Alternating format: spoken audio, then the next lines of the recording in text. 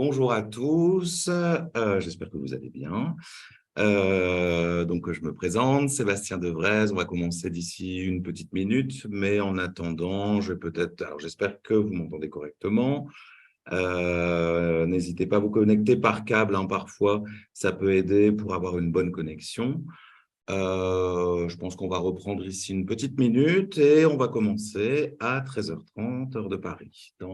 Maintenant, allez, c'est l'heure. Alors, je vous explique un petit peu. Donc, voilà. Bienvenue à tous, en fait, dans cette présentation, formation, on va dire, proposée pour le BELC, hein, par les éditions Maison des Langues. Aujourd'hui, on va avoir une réflexion sur l'intelligence artificielle et le fameux ChatGPT. On va voir ensemble si c'est un ami ou un ennemi, on va dire, de la classe de FLE.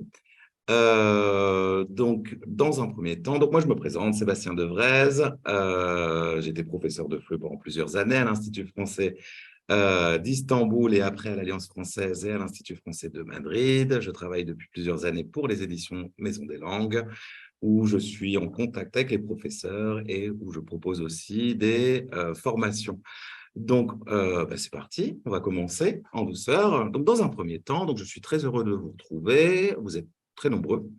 Et première chose, on va regarder ensemble. Donc, vous allez utiliser le chat et je vais vous demander en fait d'écrire tout simplement un mot pour exprimer votre ressenti par rapport à l'intelligence artificielle. Alors, je regarde en même temps, donc dites-moi. Vertigineux. Alors, je regarde au fur et à mesure, il y aura beaucoup de mots qui vont… Alors, intrusif, je vois angoisse, je vois sceptique. Alors, il y a beaucoup de mots qui défilent aussi, hein, donc l'avenir, la peur, le support. Oula, il y a beaucoup de mots qui apparaissent, hein, des doutes, des certitudes, un grand défi, sublime, un avenir. On voit beaucoup le futur, hein, ouais, exactement. Révolution, un défi, très bien, innovation, étrange, ouais. Donc, on a vraiment… Alors, juste, on va arrêter là, hein. C'était juste pour avoir un ressenti, on va dire, un peu global. On voit qu'on a des adjectifs positifs et d'autres qui sont un peu plus négatifs. Donc, on va regarder ça ensemble. Et alors, on va juste fermer le chat là actuellement. Comme ça, on va pouvoir se connecter. Si vous avez des questions, vous avez un bouton questions. Il suffit d'y répondre. De toute façon, on répondra a posteriori. On n'aura pas le temps d'avoir des questions parce qu'il y a beaucoup de choses à dire aujourd'hui avec vous. Mais en tout cas, pour les questions les plus pertinentes, on pourra envoyer un petit mot, bien entendu. Alors, c'est parti. Donc, qu'est-ce qu'on va voir ici ensemble? Tout d'abord, on va regarder l'intelligence artificielle, et plus précisément l'intelligence artificielle générative. On va voir quelles sont les définitions, les concepts. Ensuite, on va voir comment utiliser ChatGPT pour la classe de FLE, mais aussi comme outil d'enseignement. Ensuite, on va faire ce qu'on appelle une analyse SWOT, quoi. C'est-à-dire qu'on va regarder les forces, les faiblesses, quelles sont les menaces et les opportunités pour l'enseignement des langues avec justement cet outil. Et à la fin, je vous présenterai les nouveautés des éditions Maison des Langues, à savoir Prêt à parler, Défi et les Globetrotters. Donc, dans ce qu'on a vu autour de l'intelligence artificielle générative, il y a eu beaucoup de choses qui ont été dites, on va dire, dans le chat, dans ce qu'on a vu passer au niveau des mots. On a tous des doutes. Et je me suis dit, déjà, premièrement, l'intelligence artificielle, ça existe depuis longtemps. Je pense pour les moins jeunes d'entre nous, on a tous joué au solitaire. C'était déjà de l'intelligence artificielle, c'est-à-dire un regroupement de données qui permettait justement d'avoir des configurations de cartes. Tous ceux qui consultent la météo, telle qu'on la connaît actuellement, on utilise aussi l'intelligence artificielle et bien sûr Google Maps qui nous indique quand il y a des bouchons et quel est le meilleur chemin, c'est aussi de l'intelligence artificielle, hein. Donc, en classe, on a déjà eu affaire à l'intelligence artificielle aussi, mine de rien.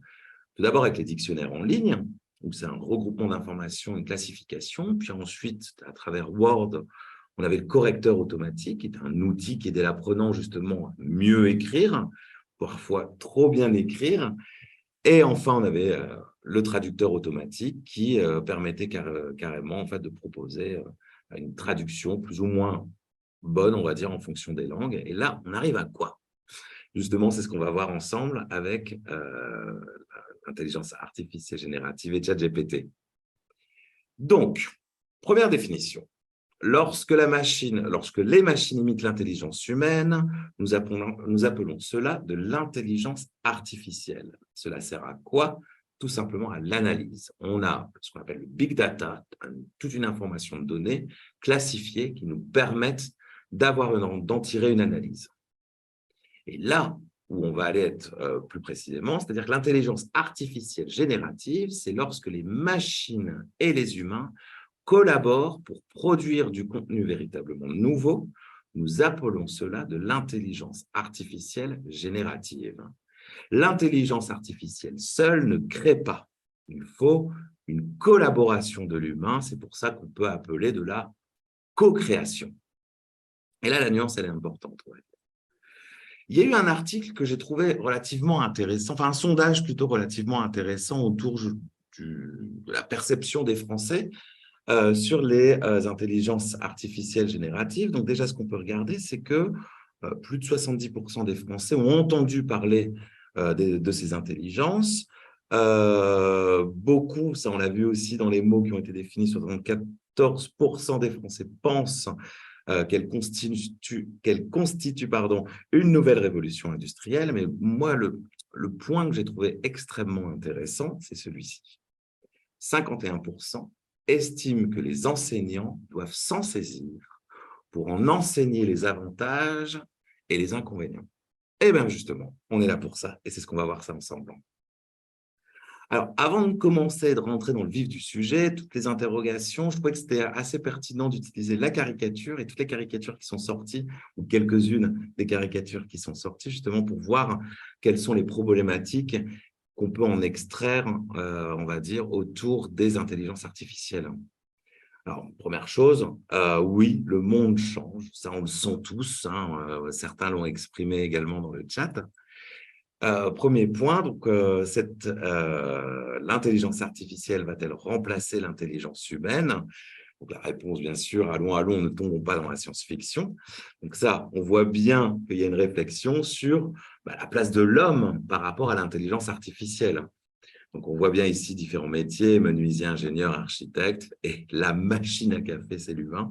Donc ça, première interrogation, est-ce que finalement l'intelligence artificielle va remplacer certains métiers? Probablement oui, on le verra à la fin, probablement non aussi pour d'autres.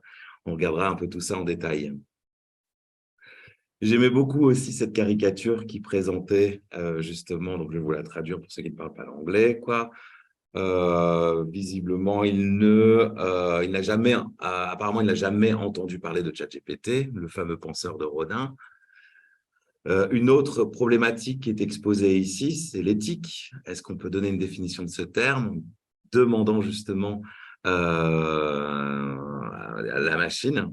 Donc oui, il y a un problème d'éthique où ça va présenter des problèmes d'éthique à ce niveau-là. Celle-là, j'ai trouvé particulièrement pertinente. Donc, on a une mouche qui symbolise, on va dire, l'intelligence artificielle. On a un homme qui personnifie, on va dire, la régulation. Et donc, on voit bien que c'est extrêmement complexe à réguler. Il y a des choses qui sont en train de se faire. Par exemple, en Italie, temporairement, on va dire, ChatGPT doit s'adapter à une réglementation justement pour respecter, si je me souviens bien, les données personnelles ou les sources, on va dire, qui sont présentées. Les États-Unis sont en train de proposer aussi le AI Act, de même pour l'Union européenne, qui sont en train déjà de réfléchir sur une certaine régulation. Et donc, on verra ce que ça donne dans quelques mois, mais en tout cas, c'est quelque chose qui devra trouver son cadre, on va dire, juridique, hein, bien entendu. Et ça, la dernière, je l'adore. Je vais faire mes devoirs chez mon ami. Quel ami de ChatGPT? Là, on est en plein dedans. C'est vraiment la caricature qui nous correspond bien, on va dire, au moins sur nos interrogations et sur nos doutes. Alors, ChatGPT en classe de FLE. Donc, on va regarder à peu près l'outil et comment ça se présente. Alors, première question, est-ce que vous avez entendu parler de ChatGPT ou pas du tout? Alors, est-ce que vous pouvez juste répondre rapidement à ce premier sondage? C'est rapide, hein, il suffit de répondre par oui ou par non. Je vous laisse juste quelques minutes. C'est juste pour voir, en fait, s'il y a quand même des personnes qui ne connaissent pas. Et en fait, on va donner juste une définition courte, mais on va aller dans le vif du sujet, hein. Ça, c'est sûr, quoi, ouais. Alors, voilà, on va attendre juste une petite minute, le temps de voir les résultats et les réponses.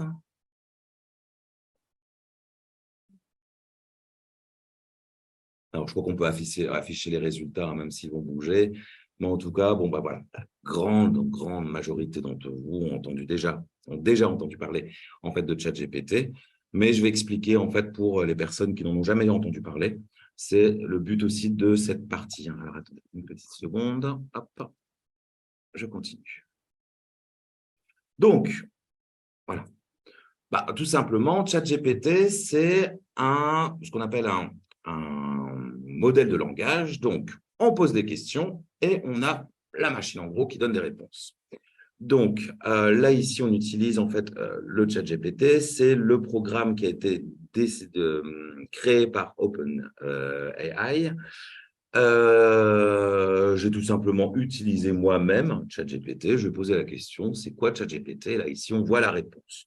Donc, juste pour vous indiquer, en fait, la question qui est posée, on appelle ça un prompt, une question. C'est un mot anglais, on va dire pour l'instant. Je ne sais pas quelle serait la traduction française exactement. On appelle ça un prompt en anglais. Et donc, on voit la réponse qui est proposée. Donc, c'est ce qu'on appelle un modèle de langage qui utilise l'intelligence artificielle. Pourquoi? Tout simplement pour comprendre et générer du texte. Et ce qui est intéressant, c'est que générer du texte en fonction des questions et des requêtes. Donc, on voit bien qu'on est dans la co-construction. Cette question-là, elle est essentielle pour avoir les réponses, quoi. Ce qui est intéressant aussi, donc c'est un programme informatique qui permet de comprendre un langage naturel. C'est assez fluide, c'est assez même plutôt bien écrit dans l'ensemble. Et ça permet justement d'avoir un vrai échange, on va dire, sur des questions posées. Alors, j'ai posé une autre question. Je dis, bon, c'est quoi les éditions Maison des Langues? Je vous dis, je vais tester.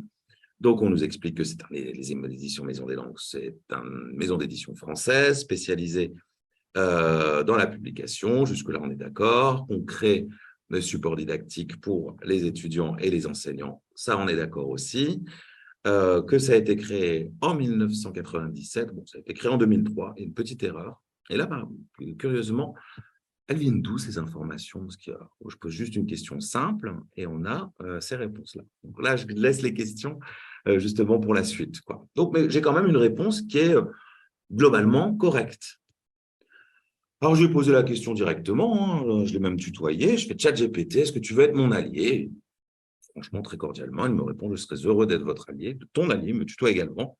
Et donc là, on commence, comment puis-je vous aider? Donc, deuxième sondage, est-ce que vous avez déjà utilisé ChatGPT? Alors, je vous laisse répondre.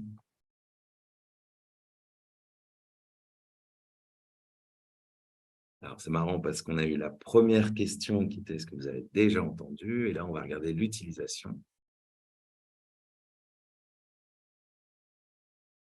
Alors, on va juste prendre quelques secondes justement pour les répondre. ChatGPT, est-ce que vous l'avez déjà utilisé? Alors, dans les résultats, on voit qu'une majorité, c'est assez serré, mais une majorité d'entre vous, vous ne connaissez pas, vous ne l'avez pas utilisé. Alors, c'est vrai que ChatGPT, il faut s'inscrire, parfois ça peut rebooter quelqu'un, ça peut freiner quelqu'un, et parfois c'est juste qu'on n'a pas eu l'opportunité. Et certains d'entre vous, en fait, ouais, c'est assez 50-50, on va dire globalement, hein. Justement, on va regarder ça, mais en tout cas, on en a entendu parler, on ne l'a pas forcément utilisé ou on l'a testé un petit peu. Justement, nous, on va regarder comment on peut l'utiliser directement pour la classe de FLE et comme outil. Alors, je continue. Première chose, il faut savoir que ChatGPT a une croissance relativement exponentielle. Ça fait plus ou moins 6 mois que ChatGPT a été publié par OpenAI. Juste pour vous donner une idée, Twitter, pour avoir son premier million d'utilisateurs, a mis 2 ans.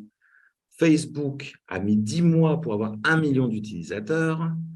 Instagram a mis 2 mois et demi pour avoir son million d'utilisateurs. Et ChatGPT, en 5 jours, avait déjà 1 million d'utilisateurs. Alors, j'ai regardé plus ou moins les chiffres. Alors, J'expliquerai un peu plus tard, en fait, parce que les chiffres, en fait, s'arrêtent à 2021 pour cette version, la version la plus classique. On était déjà à 180 millions d'utilisateurs mensuels ou quelque chose comme ça, quoi. Je crois que c'est beaucoup plus, quoi. Parce qu'il y a des nouvelles versions, on va dire, qui ont été proposées. Et surtout, en fait, dans ce qu'on appelle le Large Language Models, il y en a plusieurs qui vont apparaître. Ça va vraiment faire partie de notre quotidien. On a bien sûr le premier qui est ChatGPT, mais aussi Google qui est en train de développer une technologie qui s'appelle BERT ou Lambda. Alors, je ne sais pas comment on le prononce, mais en tout cas, c'est des choses qui vont exister. Alors, on ne va pas forcément entendre ces noms-là, mais on va le voir apparaître de plus en plus, soit à travers le moteur de recherche, soit à travers, par exemple, Facebook ou tout, Instagram, etc., tous les, les réseaux sociaux et programmes en fait, liés à Facebook. Et enfin, il y en a beaucoup qui vont apparaître là dans les prochains mois et ça va être intégré directement dans notre quotidien. Ça, c'est ce qu'il faut savoir. Alors, comment ça fonctionne globalement, quoi? Alors, je ne vais pas aller dans le détail et aller hyper en profondeur. Enfin, personnellement, je sais conduire une voiture, mais alors, je ne sais pas trop comment fonctionne un moteur à combustible. Il y a deux, trois choses qui sont assez intéressantes. Première chose, donc, qu'est-ce que je fais? Donc, je fais une question, un prompt. Ce prompt, en fait, il est analysé. Donc, on a un pré-traitement et on a ce qu'on appelle une tokenisation. La tokenisation, j'ai trouvé que c'était assez intéressant. C'est-à-dire, les mots sont divisés en unités lexicales, ce qui facilite la compréhension du texte. Les mots sont divisés en unités lexicales. Déjà, je trouvais que c'était hyper intéressant. Pourquoi? Parce que finalement, c'est ce qu'on fait, on va dire déjà, en classe, quand on a les groupes de mots, justement pour mieux comprendre. Si je vous dis « je voudrais un café », on comprend parfaitement dans quel contexte, on comprend parfaitement quelle est la requête, on comprend parfaitement quelle est la réponse qui va être attendue. Donc, en fait, ce n'est pas une division, on va dire, mot à mot ou une traduction mot à mot.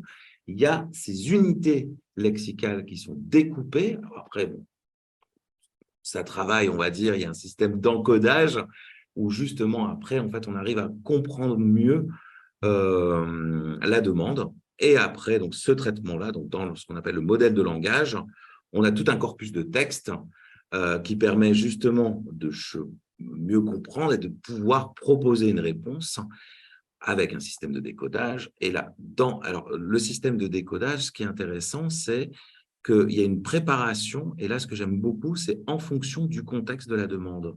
Ça, c'est hyper intéressant, c'est-à-dire que l'apprentissage en contexte, on le fait déjà en cours, c'est ce qu'on fait. Je voudrais un café, je sais où je suis, j'imagine où je suis.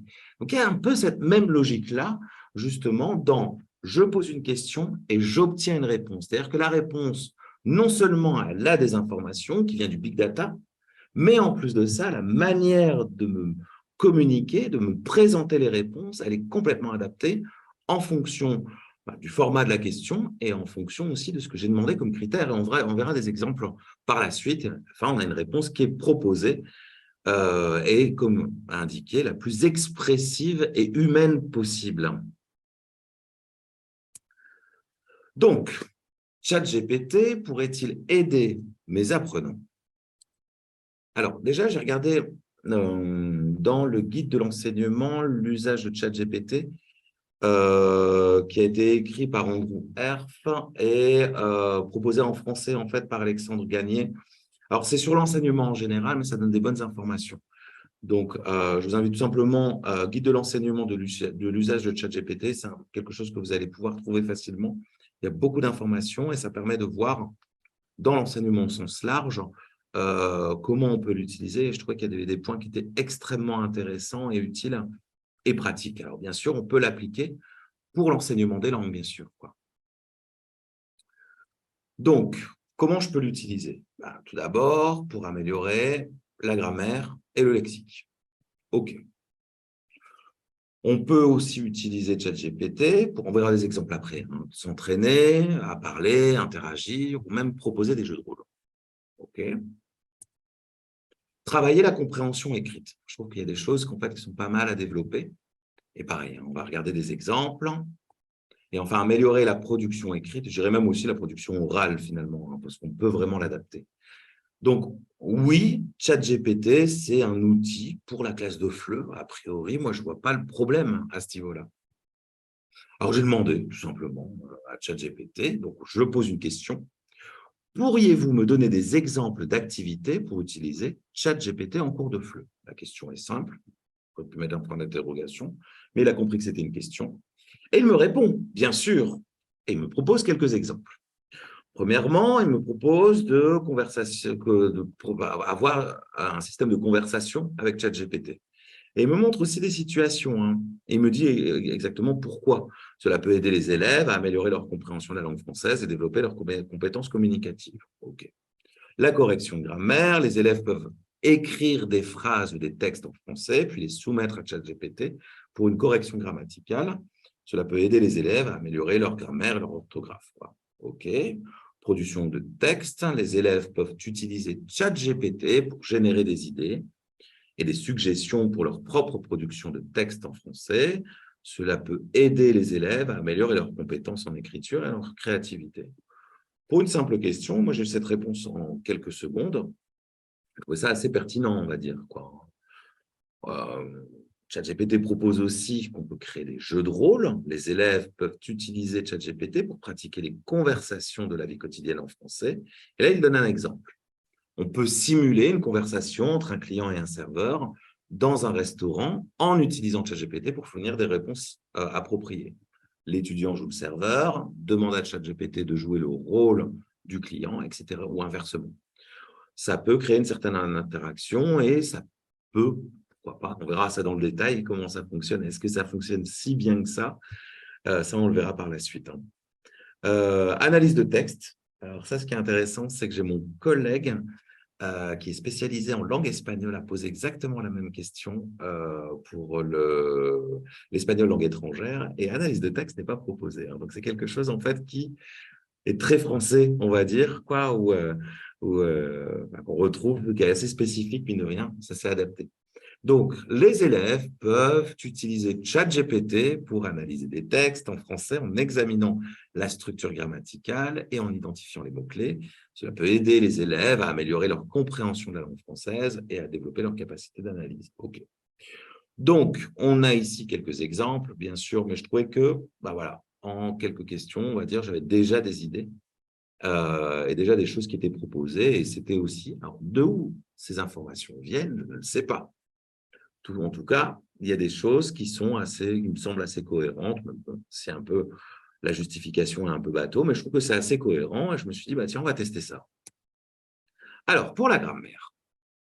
Pour la grammaire, le prompt, donc la question, c'est la phrase « Le film parle d'une fille qu'elle va à l'université ». Donc, je demande, est-ce qu'elle est correcte et est-ce que tu peux me donner des exemples? Voilà. En plus, on peut tutoyer, on va dire, à ChatGPT. On a un vrai dialogue. On voit que c'est vraiment dans l'échange. Et là, ce qui est intéressant, c'est que j'ai demandé ça en turc. Je me suis mis à la place d'un étudiant turc. Alors, on peut le faire dans n'importe quelle langue, hein, mais je me suis mis à la place d'un étudiant turc. Donc, dans sa langue maternelle, il sait qu'il y a une erreur grammaticale, hein, ne comprend pas la nuance. Et l'explication est dans sa langue maternelle. Et ça, je trouve ça assez intéressant. Hein. Donc ça, je vous invite déjà à le tester sur une erreur fréquente que vous pouvez retrouver, vous demandez à vos étudiants de regarder et justement de vérifier ChatGPT dans la langue, on va dire source, la langue on va dire maternelle, justement pour voir quel est le résultat. Et avec des exemples, hein, ça toujours demander les exemples, parce que ça permet justement de mieux comprendre.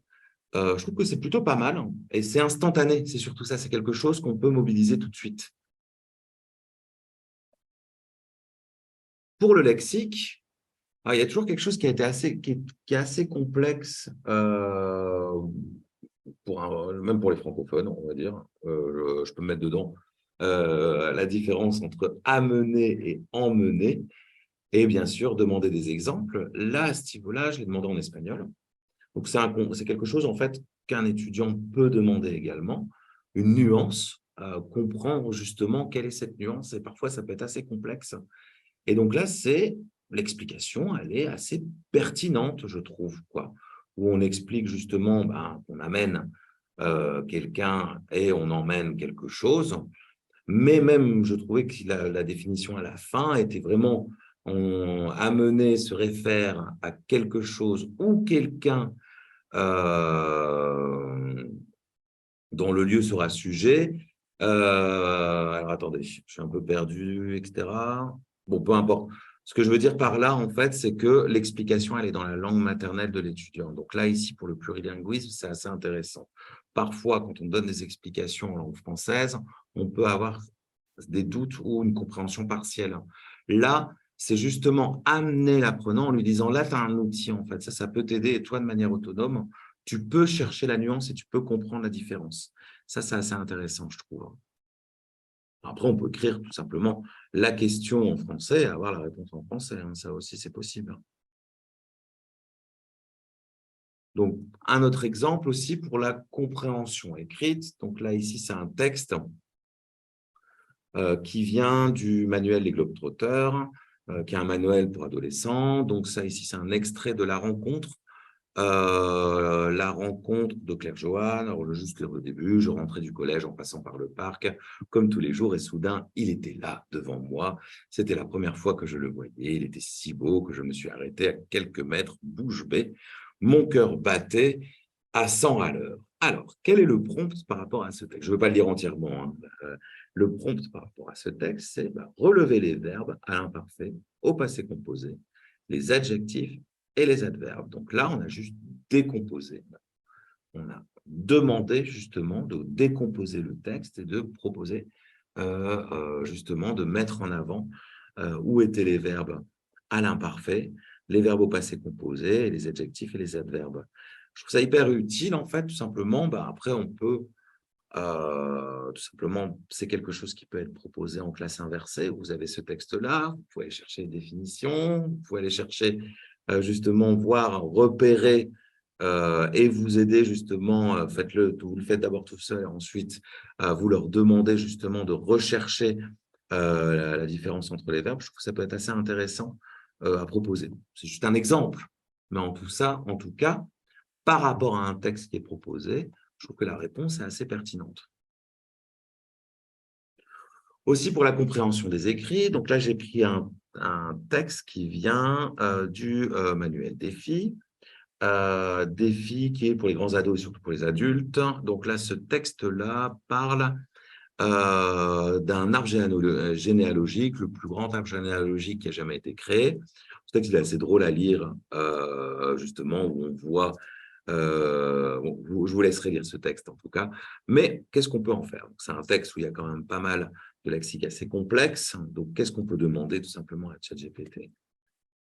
Écris une liste de mots et leurs définitions. Et là, automatiquement, on a toute la liste avec les définitions en fait, des mots qui sont importants. Alors, ça peut servir d'aide, on va dire. Hein. C'est-à-dire que là, moi, je trouve que c'est assez cohérent, c'est assez correct, ça peut fonctionner. Sur certains textes, il peut en manquer certains mots, par exemple. Donc, il ne faut pas être naïf non plus sur le fait que ChatGPT va me donner réponse à tout. Non, il faut toujours un contrôle, il faut toujours une supervision, on va dire. Quoi. Mais en tout cas, ça sert de base. Et c'est assez pertinent et varié, on va dire. Quoi. Un autre exemple qu'on peut utiliser, c'est pour une production écrite. Donc, pour la production écrite, on va parler d'une écriture guidée. Donc, l'apprenant, par exemple, choisit un thème, il crée une carte mentale et choisit une des branches. Il demande à ChatGPT les pour et les contre. Ensuite, à partir de ça, il choisit les arguments. Il recherche le lexique associé. Alors ça, il le recherche personnellement. Il écrit un petit texte. Et là où c'est intéressant, c'est qu'il décrit les phases de son travail. Et il dit en fait, alors, vous allez me dire, le problème actuellement, c'est la production écrite va être faite par ChatGPT. Oui, ça va apparaître, on va le voir tout de suite, hein, surtout en fonction du niveau. Ça, c'est des choses qui vont exister. Quoi. Maintenant, moi, je trouve que c'est beaucoup plus intéressant de dire, voilà, moi, je suis enseignant, je comprends comment fonctionne ChatGPT, c'est un outil qui peut nous aider à avancer. Et là, ce qui est intéressant, c'est la description des phases de travail. Donc, on ne va pas empêcher l'apprenant à utiliser ChatGPT en disant, bon, je ne suis pas naïf, je sais que tu peux avoir une production parfaite, mais au moins avoir une démarche. Et au moins te servir, de t'aider. Et ça peut être bien aussi parce que parfois, on peut avoir des étudiants qui sont à court d'arguments et qui n'ont pas pensé forcément aux arguments. Donc, au moins, ça peut les aider à avoir une liste d'arguments et après les choisir. Et l'expliquer après pourquoi il a choisi ces arguments. Donc, je trouve que ça peut être intéressant justement comme aide à avoir une production et une production écrite assez guidée. Pour une production orale, donc là, ici, l'enseignant donne des indications. Ça, c'est toujours bien. Je trouve que c'est assez important. C'est d'être toujours là un peu comme surveillant, on va dire, de ce qui va être fait avec justement ChatGPT. C'est-à-dire, c'est un outil, voilà, on va l'utiliser, on va accompagner, on va utiliser à certains moments l'outil et on va toujours contrôler. Donc, par exemple, on peut faire parler avec ChatGPT d'une expérience personnelle ou celle d'un proche, utiliser les expressions de la description, le temps passé, les verbes animés, etc. Donc là, ici, on a un exemple, c'est apprendre à plonger en Guadeloupe. Donc, comment on va passer? Donc, l'apprenant débute une conversation en suivant les indications de l'enseignant. Donc, l'enseignant met un cadre. Ensuite, l'apprenant contrôle la langue qu'il utilise, peut demander des simplifications ou des explications. L'apprenant répond à 3/4 des questions de ChatGPT. Il s'exprime selon son niveau de langue. Les erreurs ne sont pas importantes à ce niveau-là parce que c'est un échange. C'est un peu ludique et c'est un peu drôle. On va voir un exemple. On peut avoir des choses qui sont assez drôles. L'échange peut durer 10 à 15 minutes. L'apprenant ensuite peut imprimer ses échanges et il lit les échanges avec un camarade, par exemple, et il répond à quelques questions pour analyser aussi son échange. On est en train de parler avec une machine, on s'en rend compte. Alors, de moins en moins, je crois qu'on va s'en rendre compte, mais en tout cas, actuellement, on voit qu'il n'y a pas de spontanéité, il n'y a pas d'humour, il n'y a pas d'émotion, on va dire, dans ce qui est dit. On sait qu'on parle à une machine. Donc, c'est intéressant de jouer avec ça, c'est ludique, on est dans la langue, on est dans l'apprentissage de la langue, mais soyons réalistes, on va se rendre compte qu'on est en train de parler avec une machine pour l'instant. L'évolution va faire qu'on va se rapprocher d'un langage humain de plus en plus imperceptible. Alors, il y avait un exemple, donc ça, c'était dans une production orale qui est dans notre nouvelle méthode qui s'appelle Prêt à parler. Cette nouvelle, donc en gros, c'était juste raconter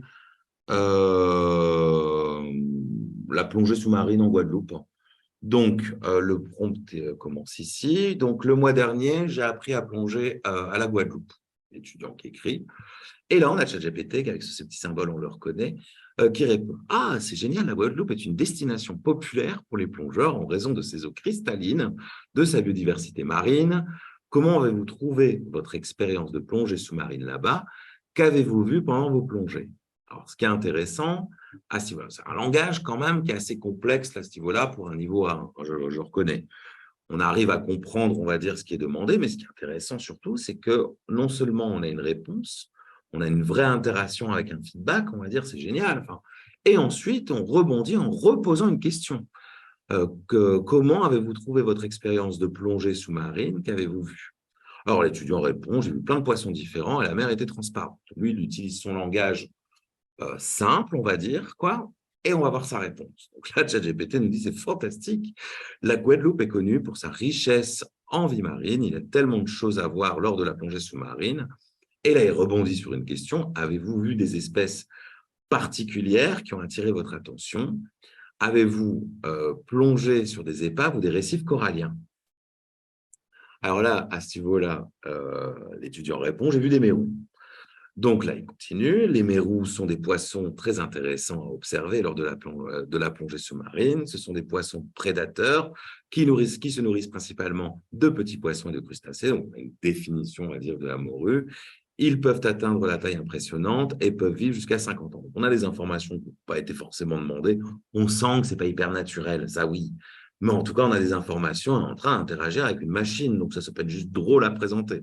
Et ensuite, il nous dit, la Guadeloupe est également connue pour ses épaves, notamment l'épave du Fran-Jacques, qui est un navire de transport de passagers coulé en 96, qui crée un récif artificiel. Avez-vous eu la chance de plonger sur cette épave? Là, l'étudiant répond non. et je n'ai pas envie. Donc, c'était intéressant.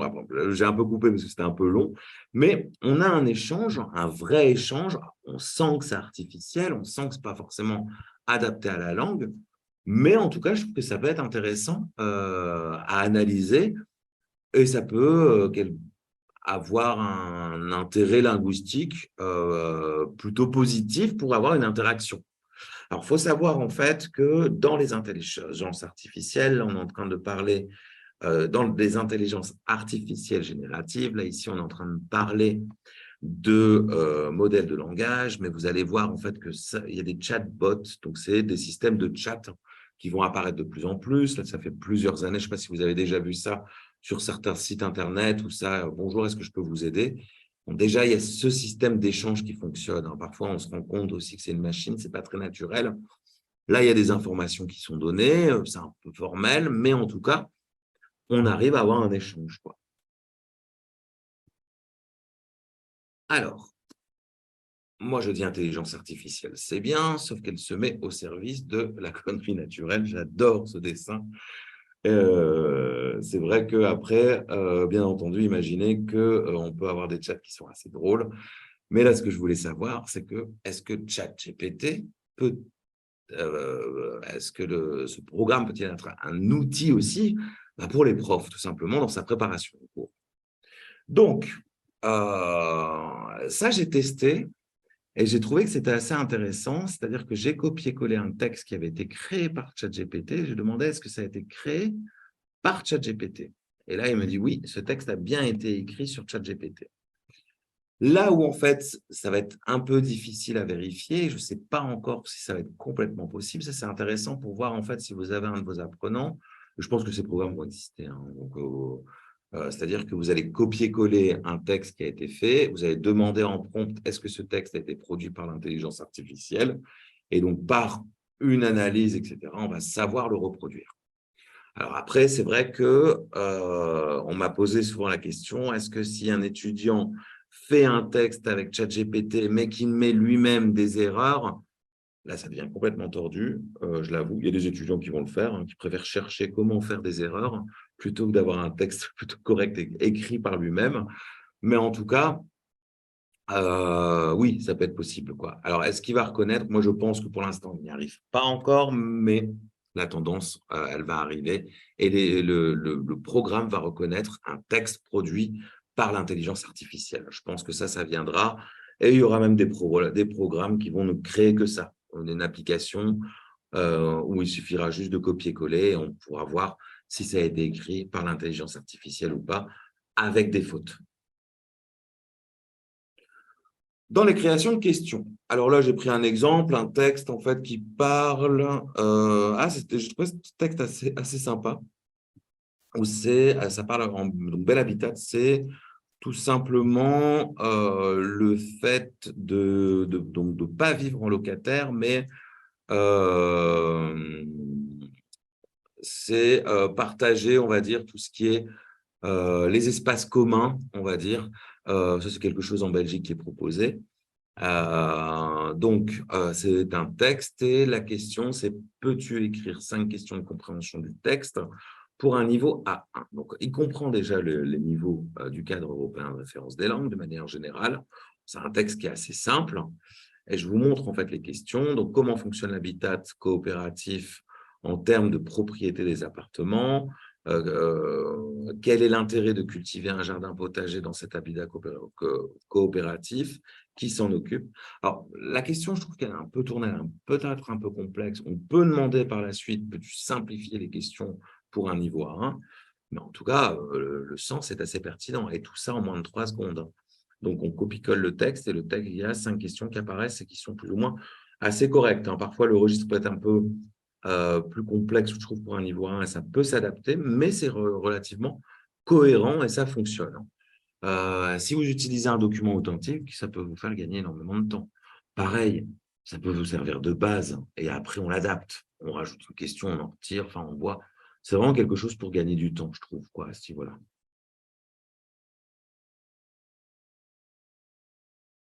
Alors, peux-tu proposer, alors ça pour la création d'exercices. Alors, je propose le prompt le plus simple possible. Peux-tu proposer un exercice sur le verbe du présent de l'indicatif. Là, il a proposé juste les verbes ER, mais en tout cas, il y avait un exercice qui est proposé. Et ensuite, il m'a même mis les réponses. Donc, il y a toujours ce feedback, bien sûr. Voici votre exercice sur les verbes indicatifs. Et à la fin, j'espère que cet exercice vous aidera à pratiquer les verbes au présent de l'indicatif. N'hésitez pas à me poser une question, à me poser d'autres questions si vous en avez besoin. Toujours cette interaction qui est demandée, cette demande. Alors après, il faut être réaliste. Plus on nourrit la bête, plus la bête s'affine, on va dire. C'est pour ça qu'on parle de co-construction, de co-créativité, de co-création. C'est-à-dire que s'il n'y a pas de question, en fait, ChatGPT ne sert à rien. C'est seulement à partir de cette question et on peut la tourner de manière subtile. On peut rebondir. Refais-moi un exercice avec les verbes irréguliers. Il va comprendre, il va me proposer un autre exercice. On peut l'affiner. Mais en tout cas, c'est quelque chose qui est possible. Alors, ensuite, alors là, ça c'est dans une formation que j'ai proposée il n'y a pas si longtemps. Un prof a demandé directement à ChatGPT de faire une séquence pédagogique. Et on a analysé ça ensemble, c'était complètement improvisé. Donc, peux-tu créer une séquence pédagogique sur le thème de l'écologie pour un cours de FLE niveau B2 avec des textes authentiques? Et donc là, on a un Oups, pardon. Donc là, ici, on a un système de découpage, quoi, donc, où on a les objectifs généraux, une estimation de durée, on va dire, en plusieurs séances, avec une première séance introductive, où on a vraiment tout le découpage minuté. Et pour préparer une séance, moi, je trouve que ça pouvait servir de base, quoi. Est-ce que c'est pertinent? C'est classique.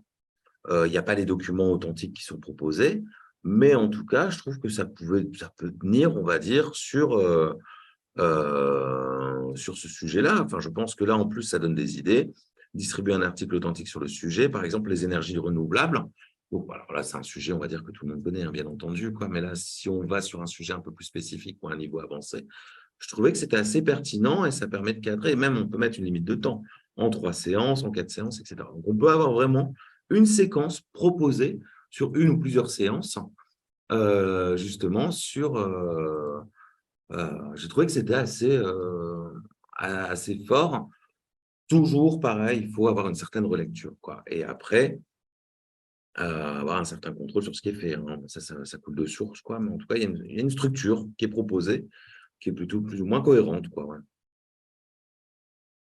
Alors, juste analysons un petit peu.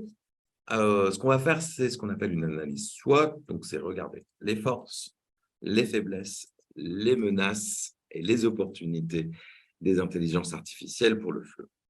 Premièrement, les forces. Les qualités des réponses dépendent de la question formulée. Oui, c'est vrai, ça peut s'affiner. Il y a un échange aussi, il y a un certain dialogue. Le prompt est extrêmement important, mais en tout cas, on peut parler de qualité des réponses. Alors attention, l'humour de ChatGPT, je vous invite à le tester, il n'est pas très bon. Il n'est pas drôle, ChatGPT. Donc, pour des choses un peu formelles ou dans un cadre institutionnel, ça fonctionne, quoi. L'humour, c'est pas encore top. Donc, c'est une technologie qui permet d'explorer différents sujets. On l'a vu, ça a été relativement varié. C'est une technologie aussi qui permet de gagner du temps, c'est vrai. Et ça permet aussi la possibilité d'avoir des feedbacks. Alors, c'est les retours que je trouvais assez intéressants en échangeant justement avec ce programme, où constamment, il rebondit. N'hésite pas à me reposer la question. Est-ce que tu veux que j'affine un peu plus? Ou alors, quand on a ce système de dialogue où il repose des questions. Et aussi, on a un usage multilingue. Ça, je trouve ça assez intéressant, justement, dans l'apprentissage et dans l'utilisation pour un étudiant. Parfois, passer par la langue source, ça peut faciliter les compréhensions et interculturellement parlant, ça permet aussi de comprendre certaines nuances avec son propre prisme. Les opportunités, clairement, ça entraîne un changement de nos pratiques pédagogiques. Ça, c'est clair que ça peut, on va travailler de manière différente. Alors là, pour l'instant, on connaît que ChatGPT, mais comme ça va se développer de plus en plus, je dirais même ça va changer notre quotidien. Ça permet de développer les compétences numériques des étudiants et des enseignants, forcément, développe l'esprit critique, Ça, disons que c'est une aide, ça donne des idées, on va dire. Mais ce point-là, on va dire, c'est une opportunité, en fait, on menace en même temps. Et ça, c'est ce qu'on va regarder là justement maintenant, les points qui sont problématiques de l'utilisation en fait de ChatGPT. Puisqu'on a beaucoup, soyons clairs. Premièrement, les faiblesses.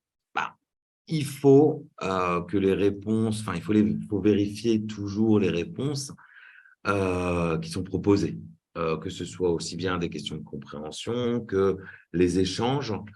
Un autre problème qui est présenté aussi, c'est l'absence de source, c'est-à-dire que, alors ça, c'est pour des textes qui sont un peu plus complexes, qui nécessitent, on va dire, une prise d'opinion ou quoi que ce soit, mais on l'a par exemple aussi à l'université sur certains devoirs qui sont présentés, rien n'est sourcé. Alors, il y a des modèles de langage qui vont proposer des sources associées, mais là, pour l'instant, ChatGPT tel qu'il est présenté ne propose pas ces sources. Donc, un peu comme on l'a vu sur la définition de Maison des langues, je connais bien, etc. Mais pourquoi tu dis en fait que ça vient de s'être écrit en 97? D'où vient cette information alors qu'elle n'est pas correcte? Imaginez, pour une simple information comme celle-là, quel peut être l'impact, on va dire, sur des textes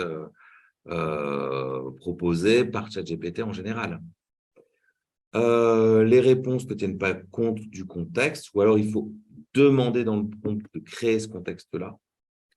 Mais on a regardé, en fait, ça ne s'adapte pas totalement à la manière de parler, même s'il y a un tutoiement, mais ça reste quand même un langage assez standard et neutre, on va dire. C'est vrai que ça se limite à un certain type de production. Il n'y a pas cette possibilité d'avoir une création de carte mentale. C'est du texte, point. C'est linéaire. Donc ça, c'est une des limites, on va dire. Pour revenir aux sources, en fait, les sources et la modération de données manquent de transparence. Et c'est vraiment le gros problème. D'ailleurs, c'est sur ce point, en fait, où l'Italie a dit on va mettre un stop à ChatGPT justement parce qu'il y a un problème de source et que ça ne respecte pas, on va dire, la loi de la protection des données, tout simplement.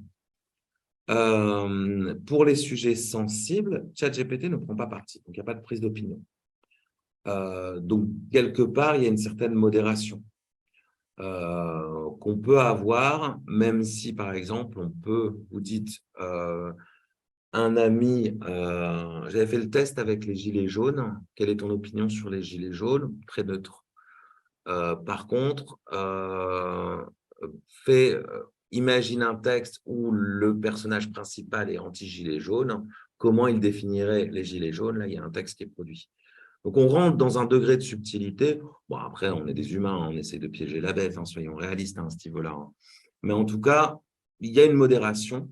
Alors, est-ce que tous les modèles de langage vont avoir cette modération-là? Je dirais mystère et boule de gomme. C'est pour ça qu'on a besoin d'un cadre à un moment donné, aussi bien pour savoir quelles sources sont citées, c'est extrêmement important, et en plus de ça, pour savoir en fait que on ne peut pas tout dire ou tout faire dire à une machine finalement, quoi. Les sources peuvent comporter des erreurs, véhiculer des stéréotypes et des concepts machistes. Ça, je l'ai vu. Et je vais vous donner un exemple. Alors, ce n'était pas tant dans les textes. Là, on s'est concentré, on va dire, sur ChatGPT, mais c'est vrai que j'ai pas mal testé aussi l'image avec une intelligence artificielle où on écrit Midjourney, voilà, chercher le mot, où en fait on écrit un texte et il y a l'image qui apparaît.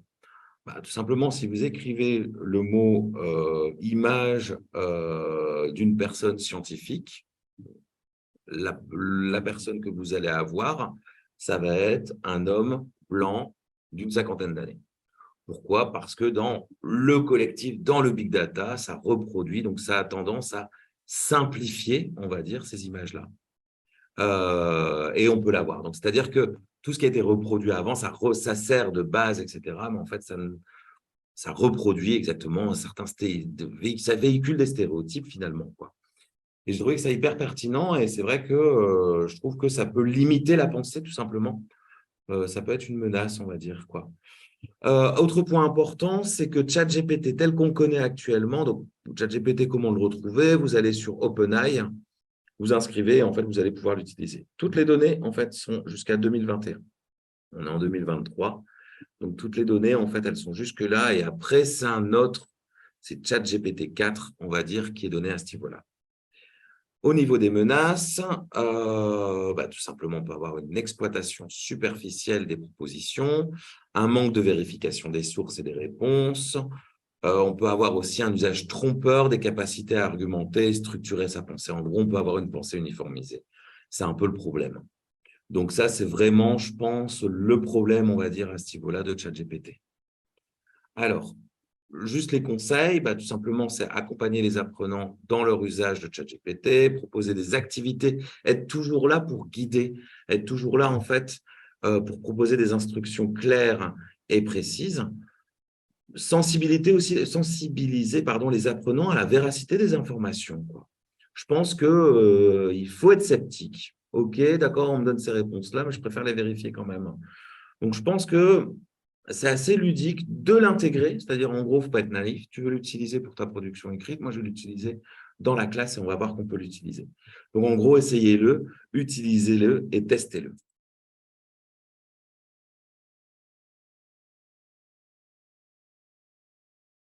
Super, donc on a vu un petit problème technique. Donc, on voit bien dans ce reportage, c'est flippant quand même, hein, on ne sait pas à quoi on va s'attendre. En tout cas, juste avoir cette réflexion-là ensemble, je trouvais que c'était assez important. Je trouvais que c'était assez pertinent justement de commencer à réfléchir comment on va changer nos pratiques d'enseignement. Et après, je trouvais qu'avec Albert Einstein avait cette phrase qui était assez intelligente: l'intelligence artificielle ne fait pas le poids face à la stupidité naturelle. J'ai trouvé ça assez drôle, quoi. Juste pour terminer, j'aimerais vous parler bien sûr des nouveautés en fait qu'on a proposées en fait pour les nouveautés des nouvelles collections en fait des éditions Maison des Langues. Il me reste 5 petites minutes, donc je vais faire ça. Donc, ok, c'est parti. Donc, on a une nouvelle méthode en fait qui s'appelle Prêt à parler. Prêt à parler, c'est un retour à l'approche communicative. Donc, c'est une méthode en fait qui est destinée aux adultes où on remet l'acte de parole au cœur de l'apprentissage et où on a clipsé justement le lexique, la grammaire et ce qu'on appelle les sons, à savoir la musicalité, la prosodie et bien sûr la prononciation, enfin, tout ce qui est phonétique. Donc là, à ce niveau-là, je trouve que sur Prêt-à-parler, on a vraiment des choses qui sont assez intéressantes. C'est une progression qui est graduelle, une lisibilité, on va dire, du manuel. Enfin, il est assez clair, une pagination qui est assez claire. Et on a une structure qui est toujours au service de l'acte de parole. Alors, je vous montre un exemple ici. Vous avez la page introductive où on a l'objectif de communication et tout de suite, en fait, est clipsé on va dire la grammaire. Si je vous dis ici, j'adore la cuisine, j'adore le shopping, on sait qu'on n'a pas de préposition, donc tout de suite, on le fait. Ce qui est intéressant à ce niveau-là, dans Prêt à parler, c'est que la grammaire est la grammaire et le service, la grammaire et les lexiques, c'est au service de l'acte de parole. Donc, parfois, en fait, on va proposer justement, on va donner les éléments à l'apprenant pour qu'il les utilise, pour pouvoir communiquer, et après, on explique le pourquoi du comment. Donc, globalement, c'est comme ça que ça se présente. Là, ici, vous avez tout le système avec une grammaire qui est relativement simple. À la fin de l'unité, vous avez le précis de grammaire. À la fin de chaque unité, vous avez le précis de grammaire. Ce qui est intéressant aussi dans Prêt à parler, c'est que vous avez tous les textes qui sont lus sur notre espace virtuel où l'apprenant peut cliquer et avoir écouté tous les textes, de même que les verbes. Donc, ça arrive souvent, en fait, d'avoir des problèmes de prononciation. Moi, je me souviens, j'ai une prof en Espagne qui m'expliquait, je ne supporte pas entendre mes étudiants qui me disent « ils émentent ». Donc, c'est quelque chose, en fait, où déjà, dès le niveau débutant, on incorpore justement dans la pratique et dans le rituel d'apprentissage. Juste pour montrer également, donc vous voyez, c'est extrêmement épuré, c'est extrêmement facile et à la fin, vous avez des tâches en fait qui sont proposées qui permettent justement de parler en contexte. C'est-à-dire qu'à la fin de chaque unité, l'étudiant, il est capable de parler. Toute la partie écrite, elle est dans le cahier, où on a des exercices en fait qui évoluent de manière graduelle, où on va d'abord avoir des exercices de systématisation un peu simples, qui peuvent se faire même en autocorrection, et on va amener justement l'apprenant à la production écrite. Donc, je trouve que c'est une méthode qui est efficace, qui est pratique et qui amène l'apprenant à parler et à communiquer en français. Ensuite, on a notre collection défis. La collection défis, c'est comment éveiller la curiosité de l'apprenant. Donc, il faut juste savoir que le fil conducteur de la méthode défi, c'est la culture francophone. Ça, je trouve ça hyper intéressant. Pourquoi? Tout simplement parce que le monde francophone est quelque chose de riche et on se doit de le montrer à nos apprenants, tout simplement. Je trouve que c'est extrêmement important et ça permet en fait, donc disons que tout ce qui est communicatif va passer par l'interculturel. Donc, pour passer par l'interculturel, il faut présenter quelque chose de culturel. J'entends quelque chose du culturel, ça peut être une information culturelle ou un phénomène de société qui se passe dans un pays francophone. Souvent, dans les méthodes, on retrouvait ces informations culturelles en fin d'unité, qui n'avaient pas forcément de lien avec la leçon. Alors, généralement, on pouvait passer si ça n'intéressait pas. Et là, je trouve en fait que c'est hyper intéressant, justement, d'amener à découvrir, on va dire, ce qui se passe ailleurs, bien sûr en France aussi, en Belgique, au Canada. Là, ici, par exemple, c'est le cas d'Essaouira qui se trouve au Maroc et dans tous les pays de l'Afrique francophone et autres. Donc là, ici, par exemple, on est en train de parler des activités. Donc, dans les activités, vous avez ici les habitants d'Essaouira qui nous parlent en fait de leur activité dans leur contexte. Donc, par exemple, c'est se balader dans la Médina, le festival de musique Gnawa, qui est un festival de musique qui est le plus grand festival de musique gratuit au monde, ça pour le savoir, qui est une musique un peu mélange berbère et de musique traditionnelle. On a Amina qui aime faire de la planche à voile, du windsurf, on va dire, dans son week-end. Bon, voilà, on a une photographie des loisirs et là, on va passer justement par l'interculturel dans votre ville. Quelles sont les activités qui associent tradition et modernité? On passe directement, justement, l'information, on va dire, de défi permet à l'apprenant de passer par son propre prisme et de pouvoir s'exprimer. Je trouve que c'est riche, intéressant et motivant. Juste pour vous montrer un peu la structure, donc en fait, ici, on a toujours le lexique qui est mis en avant, bien entendu, quand on parle de documents francophones, bien entendu, la France est aussi dedans, hein, soyons clairs.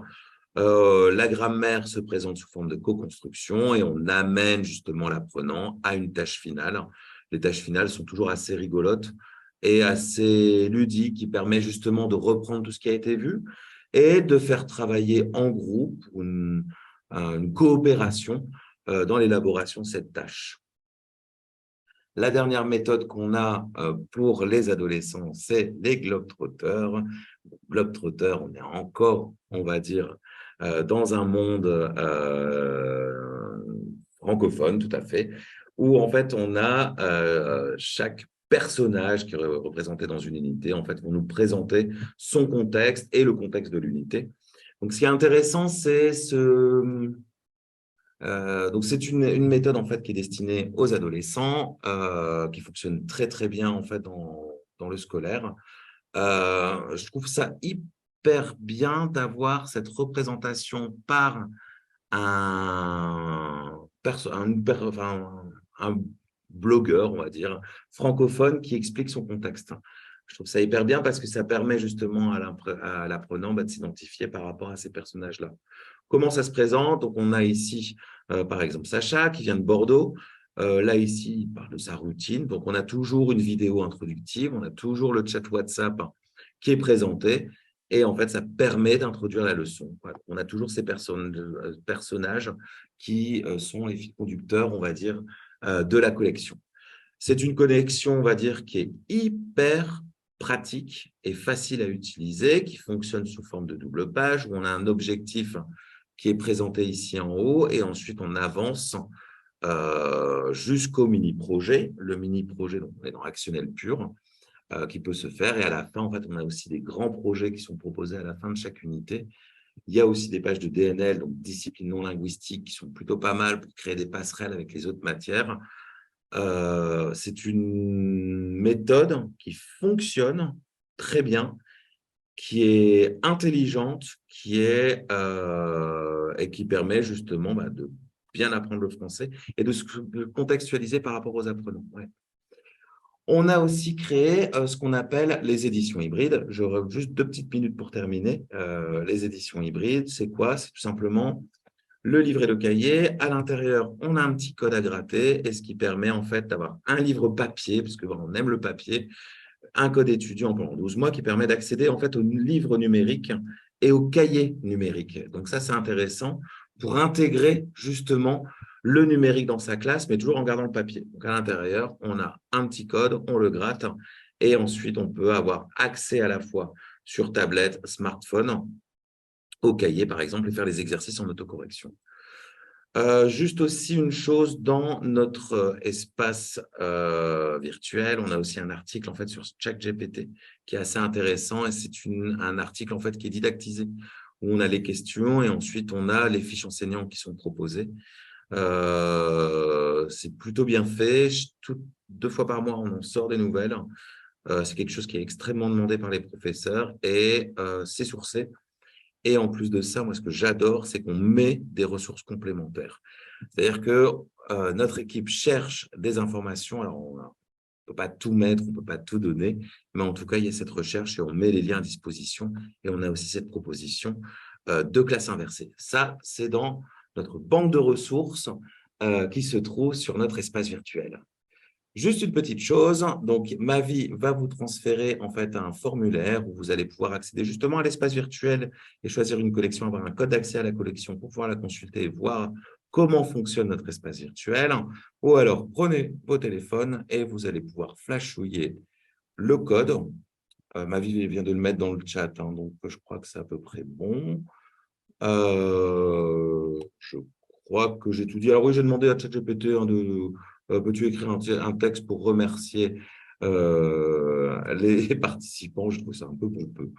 Donc, tout simplement, moi, je vous dis merci beaucoup. N'hésitez pas à nous suivre sur les réseaux sociaux.